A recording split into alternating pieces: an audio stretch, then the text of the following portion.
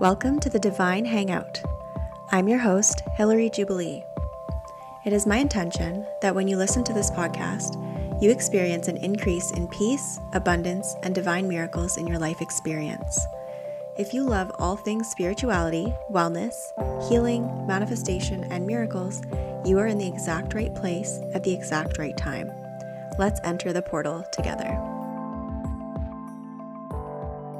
Welcome back to the Divine Hangout. It's Hilary, and we are back with another A Course in Miracles workbook lesson, and we're on lesson number 14 today. So lesson number 14, God did not create a meaningless world. The idea for today is, of course, the reason why a meaningless world is impossible. What God did not create does not exist, and everything that does exist exists as He created it.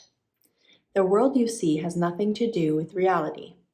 It is of your own making, and it does not exist. The exercises for today are to be practiced with eyes closed throughout. The mind-searching period should be short, a minute at most.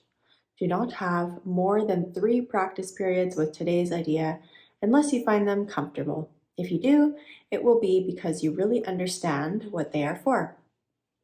The idea for today is another step in learning to let go the thoughts that you have written on the world and see the Word of God in their place. The early steps in this exchange, which can truly be called salvation, can be quite difficult and even quite painful. Some of them will lead you directly into fear. You will not be left there. You will go far beyond it. Our direction is toward perfect safety and perfect peace. With eyes closed, think of all the horrors in the world that cross your mind. Name each one as it occurs to you. Then deny its reality. God did not create it, and so it is not real. Say, for example, God did not create that war, and so it is not real. God did not create that airplane crash, and so it is not real. God did not create that disaster, specify, and so it is not real. Suitable subjects for the application of today's idea also include anything you are afraid might happen to you, or to anyone about whom you are concerned. In each case, name the disaster quite specifically. Do not use general terms. For example, do not say, God did not create illness, but God did not create cancer, or heart attacks, or whatever may arouse fear in you. This is your personal repertory of horrors at which you are looking. These things are part of the world you see. Some of them are shared illusions, and others are part of your personal hell. It does not matter. What God did not create can only be in your own mind apart from His. Therefore, it has no meaning. In recognition of this fact, conclude the practice periods by repeating today's idea. God did not create a meaningless world. The idea for today can, of course, be applied to anything that disturbs you during the day, aside from the practice periods. Be very specific in applying it. Say, God did not create a meaningless world. He did not create, specify the situation which is disturbing to you, and so it is not real. So this lesson is hinting at non-duality and that only love is real.